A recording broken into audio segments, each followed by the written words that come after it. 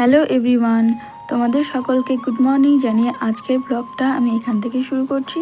তোমরা সকলে কেমন আছো? আশা রাখি তোমরা সকলে ভালো আছো, সুস্থ আছো আর যে যার লক্ষ্য পূরণের দিকে এগিয়ে চলছো। আজ সকাল 6টায় উঠে বাড়ির সমস্ত কাজ কমপ্লিট করে আমি বেরিয়ে পড়লাম মাঠের জন্য। কিছুক্ষণ মাঠ করার পর আমি শুরু করলাম ব্যায়াম। মাঠ থেকে বাড়ি ফিরে এখন আমি পড়তে বসে গিয়েছি বলতে আজকে আমি আগের দিন যে মক টেস্টটা দিয়েছিলাম, যে কোশ্চেনগুলো আমি পারিনি সেই কোশ্চেনগুলো আমি এখন খাতায় নোট করব। আর সঙ্গে নিয়ে নিয়েছি খাতা, পেন আর 2 লিটারের জলের বোতল। তো চলো আমি কাজটা করে নিই, তারপর কথা বলছি। কোশ্চেনগুলো খাতায় নোট করা আমার কমপ্লিট, তাই আমি সেটাই পড়ে নিচ্ছিলাম। আর রুটিনে লেখা ছিল আমার 200+ MCQ। মোট আমি 300টা মতো কোশ্চেন এখন পড়ব।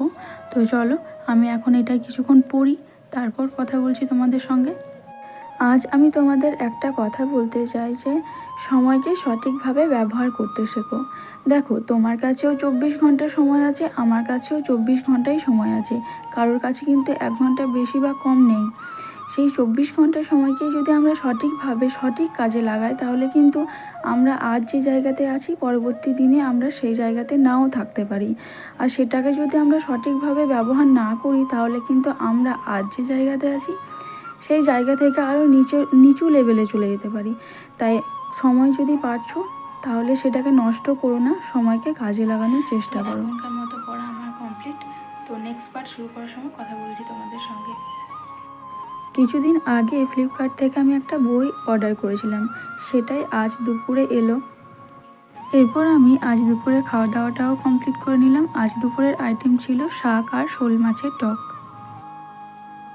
হ্যালো এভরিওয়ান, তো আমি এখন বইপত্র সমস্ত জিনিস নিয়ে চলে এসেছি দোকান ঘরে। এখন আমি এখানেই পড়তে বসবো।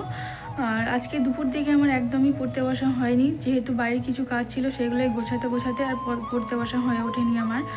আর দুপুর দিকে আজকে এই বইটা এসছে, জানি না বইটা কেমন হবে। তো এই বইটা আমি পড়বো, কিন্তু এখন নয়, এখন আমি কিছু জিআই আর ম্যাথ প্র্যাকটিস করব, তারপর আমি এই বইটা পড়বো। তো চলো আমি কিছু জিআই আর ম্যাথ প্র্যাকটিস করার পর কথা বলছি তোমাদের সঙ্গে। যেহেতু আমি পিডিএফ মোবাইল থেকে বের করে প্র্যাকটিস করি, সেহেতু আমি প্র্যাকটিস করার ভিডিও তোমাদেরকে দিতে পারবো না। তো চলো আমি প্র্যাকটিস করার পর তোমাদের সঙ্গে শেয়ার করব যে কোন কোন কোশ্চেনগুলো করেছি আমি। চলো, এখন আমার ম্যাথ প্র্যাকটিস এবং জিআই প্র্যাকটিস করা কমপ্লিট। তো এই যে এখানে আমি করেছি ম্যাথ 20টা, আর এদিকে আমি করেছি জিআই 20টা। তো এখন আমার প্র্যাকটিস করা কমপ্লিট। তো আমি এখন এবার কিছুক্ষণ পড়বো। তো চলো পড়ে নিই, তারপর কথা বলছি।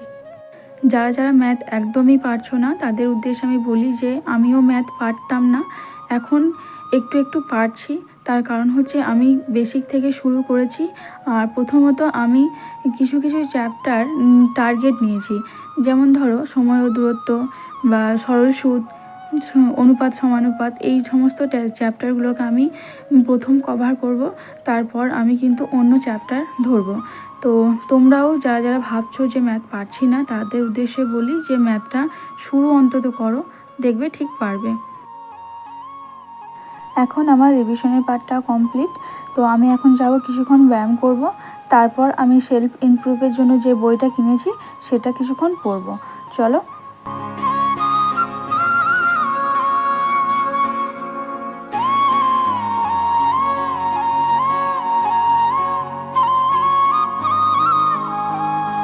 এই হচ্ছে আজকের পিকচার। আজ আমি এই বইটা পড়ে যেটা শিখেছি যে মানুষ নিজের অবচেতন মনে যেমনটা চিন্তা ভাবনা করে সে ঠিক সেটাই হয়ে ওঠে। তো আজকের মতো আমার সমস্ত টার্গেট কমপ্লিট আমার। তো এখন জলটাও শেষ হয়ে গিয়েছে। তো চলো আজকের ভিডিওটা রাখছি, দেখা হচ্ছে নেক্সট ব্লগে। ততক্ষণে তোমরা সকলে ভালো থেকো, সুস্থ থেকো আর প্রিপারেশন করতে থাকো।